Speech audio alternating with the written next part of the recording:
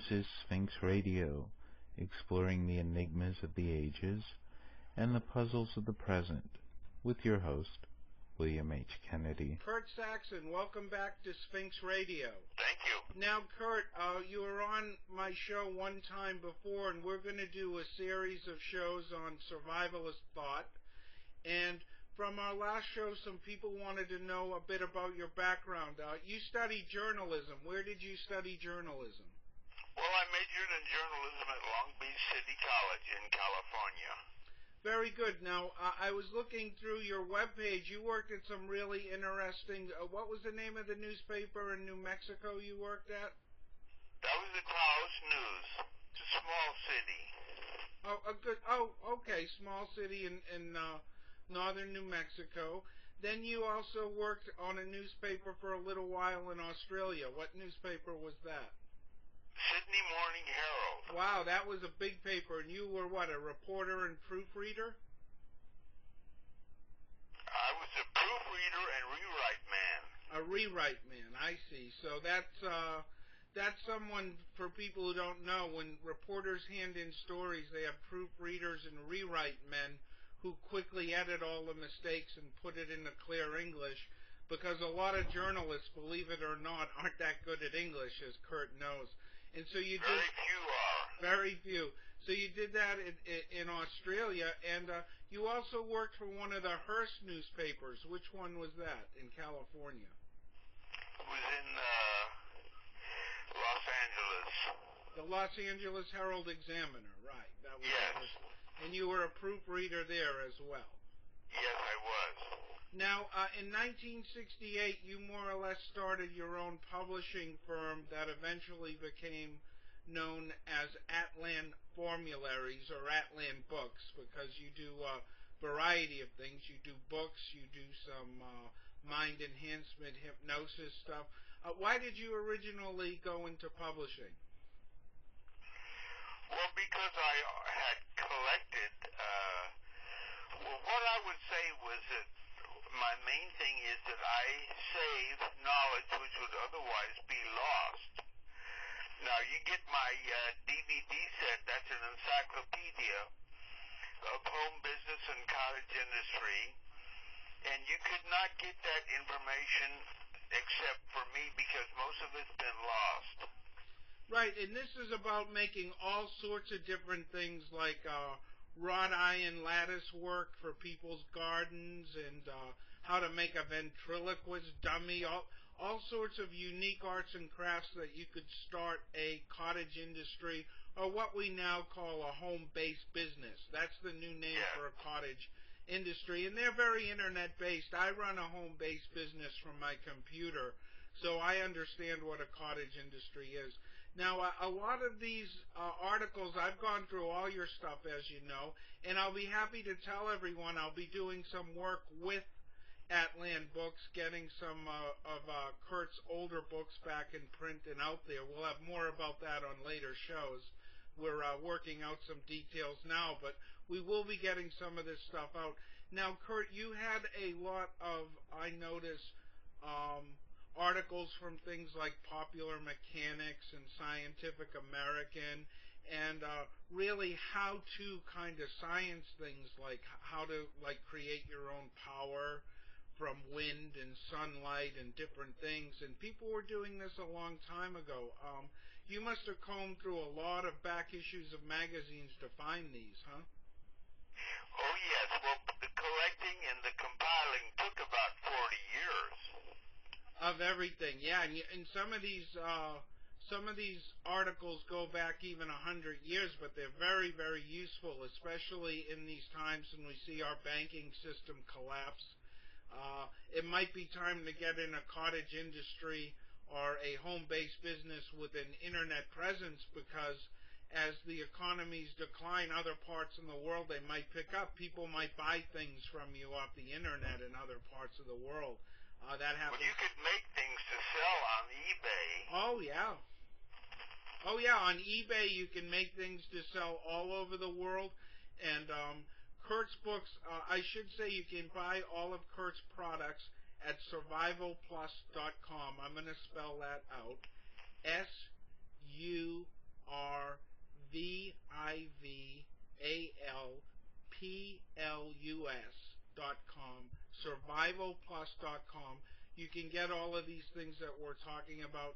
Some of them are in bound books, and some of them are e-books that are on disc, and some of them are a film collection of different home skills that Kurt teaches, as well as some counterinsurgency stuff he has in case we're ever invaded by foreigners, which doesn't seem that unlikely these days. So there's a lot of great information at survivalplus.com. Tell us a bit more about cottage industries and home-based businesses, why you think this might be the wave of the future. Well, going back to the Second World War, for instance, cottage industry was the main thing in Japan. They had literally millions of homes who turned out parts, like maybe one home would turn out one part for an airplane, a tank, a gun, or whatever. And the Japanese could have fought furiously for at least 2 more years if it hadn't been for the atomic bomb. Right. But in Japan, in just about every household was machinery for turning out something, and it was extremely productive. In fact, in the United States, a couple of hundred years ago, the average person lived on a farm.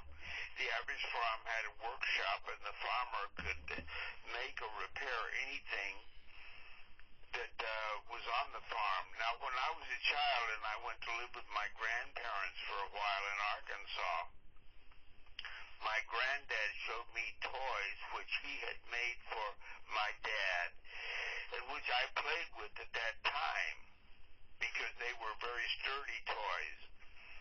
And people made toys for their children, like in the set of DVDs is Granddad's Wonderful Book of Toys. Oh, yeah, it's wonderful instructions on how to make really beautiful homemade toys from just simple wood and a few carving and staining and paints. You know, very simple ways you can make something beautiful to sell in like a cottage industry or on eBay or a home-based business. Yes, anyone can start his own toy factory. We don't need to go to China to get toys. Oh, that's right, Kurt. And when you consider with the price of fuel going up, people will be more apt to buy a cheaper home-based product that's in the United States that won't cost as much to ship. Let me interject here. I say that everyone who's listening to this program could get his neighbors and friends together and have a little party, a kind of survival group party, and every group could set up a business. Say someone's got a garage they're not using, just everybody pitch in and then get all kinds of tools and machinery for that shop, and everyone use it. And you could have group businesses, and anyone could start this. I don't care who you are or what you know. And this is all very good. For one thing, you're improving your skills, and you're learning how to make things to sell or trade, and you can sell this material at flea markets and have a good time. And it's a good thing to go to flea markets with something to sell, because there's mainly very good people there who have ideas and who know how to do things, and they're very happy to help you learn from them. And so everyone listening can start his own little group business with his friends and his neighbors. And then you got to just give coffee and a lot of good conversation, and you show a lot of these ideas on your computer right there in the home, and talk about these things. And it doesn't matter if your neighbor is an electrician or a carpenter or whatever. You get about a dozen of your friends and neighbors together. You can find all kinds of combined skills there that you could start a business. You could start a toy factory. You start manufacturing, well, say soap, for instance, stuff that everybody needs. And this material tells you how the whole gamut of everything that your great-grandparents made and mean, aren't you as smart as your great-granddad? If your great-granddad can do it, why can't you? So there's no need to whine, because civilization, as we know it, is going over the edge. And this Disneyland for dummies, the United States, which is mainly a coast-to-coast nut house, is about to collapse. And it's going to make the Great Depression seem like boom times. And you probably heard that on the TV over the last few days. The system is cracking up. They can't save it with $700 billion. It's not a matter of money, it's a matter of organization. We've got so many crooks in big business and politics that nothing can be done except through individual means, for groups, small groups and individuals. Because it depends not on the American people, but on you to take care of you and your loved ones. Now, I should say also that one thing you have to realize about a cottage industry, a home-based business, or a computer-based business, which this all would be tied into, you could put something up on eBay and someone in some other part of the world like Australia or India or South Africa or China or Russia could purchase it and you could send it to them. So you're also opening up to a global market. You are adapting in that sense, to the world situation. And if you sell someone a good product at a fair price, who really cares who buys it so long as it's a good product at a fair price? You'll get business all over the world. Would you agree with that, Kurt? Yes, but you have to be enterprising. Now, my granddad had a farm, a country store, a blacksmith shop, a grain mill, and a sawmill.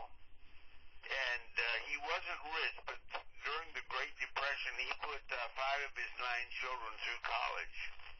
That's amazing. And there again, you have a great flexibility with a cottage industry, home-based business, computer-based business. And one thing you have to admit, Kurt, that one thing you and I can relate to, there's nothing like being your own boss, too, and getting up in the morning and taking care of yourself and your family with your business, and you don't have someone hovering over you. You're in charge. Would you agree? That's a wonderful part of a cottage industry. Well, I haven't worked for anyone else for 50 years. Yeah, and I mean, I bet you there's not a boss that you had that you miss at all. No. Me too, and it's a wonderful sense of independence and knowing that you can go out there and get a trade, get a skill, earn your own living, sell your own things. I happen to sell books and films and things like that, but you can sell anything. You mentioned soap, toys, various perfumes, various forms of jewelry that you can make at home. There's a variety of things. I don't want to limit. I know one fellow who makes custom-made ventriloquist dummies and ships them all over the world. Now, that's one thing, but there are many, many, many things you can consider doing. Even simple day-to-day items like mugs and cups with nice designs on them, people will buy. So you're only limited by your imagination, and your imagination is limitless. This is one time you're lucky. Would you agree, Kurt? Oh, yes. Well, now, in this material, this is what I like to call an encyclopedia of self-sufficiency. There are complete courses on so many crafts and trades. If you have this material, you don't need to go out of that area for it, because it's right there. And especially if you've got teenagers. You know how teenagers get on the internet and they talk about predators and all like that? Well, you give your teenager a set of these DVDs, and he's going to be occupied from then on. He's going to come up with ideas to get his friends in there instead of hanging out and having sex and doing drugs. They're going to find their own projects which they will be very fascinated with, things that they know they can do. They don't need anyone's permission, and they're out of the way, and they're very well occupied, and fantasies they're going to do this, that, the other thing. Well, this, that, and the other thing is what those DVDs are about. Keep the kids occupied. Keep your little children playing with toys that you make. Making your toys for your own kids is that they admire you for giving them toys that you've made yourself, because if Daddy can do it, I can do it. Sure. And Kurt, I should say, I never heard anyone say they regretted learning a trade, how to work with wood, how to work with metal. I've never heard one person regret learning a trade. I've heard people regret what they've taken at university. I've heard people regret their jobs, but I've never heard in my life one person say, I'm sorry, I'm good at woodworking. I'm sorry, I'm good at painting. These are things that, they're skills that are very valued, and people who have them appreciate it, and other people appreciate it. So in these hard economic times, as I say, a very simple home-based business, and you can get this information. I'm going to give the web page out again. It's survivalplus.com,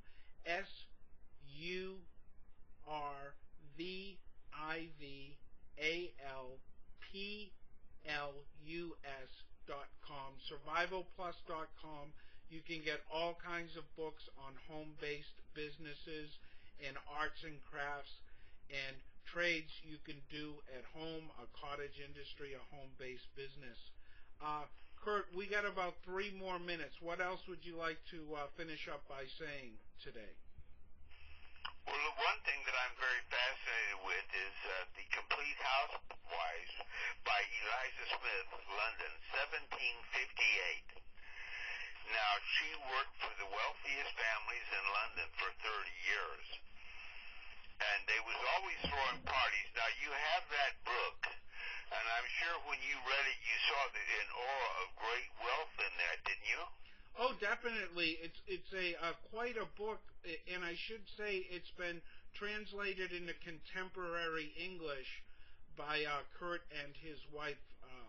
So the English isn't hard to read in it, but it's the old recipes from way back. It's a colonial era cookbook and herb book, and it's just a wonderful, wonderful gift to give someone who putters around the kitchen, man or woman. It's a wonderful gift. That's another thing you can get at survivalplus.com. I really like that book, Kurt.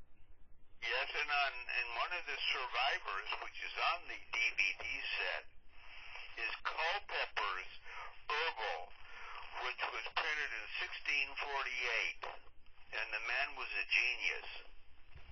It tells you how you can cure everything from acne to cancer with the materials you can buy. Also, let me point out something. So many people are on, if you're on tranquilizers, your prescription only gives you a 30-day supply. But if you buy these simple herbs, then you can make your own tranquilizers, which are better than Valium. And you can buy a year supply or a 10-year supply. You can order them through your health food store or through the Penn Herb Company. Yeah, it's very good stuff. Culpepper's book is excellent. That's another book you can get at Kurt Saxon's survivalplus.com, survivalplus.com. survivalplus.com. You can get all these packages we talked about a home-based business, cottage industry, computer-based business with a global market. Kurt Saxon, thank you so much for coming back on Sphinx Radio, and we're going to be doing a regular series, and we'll have you back next week. Thank you very much, Kurt.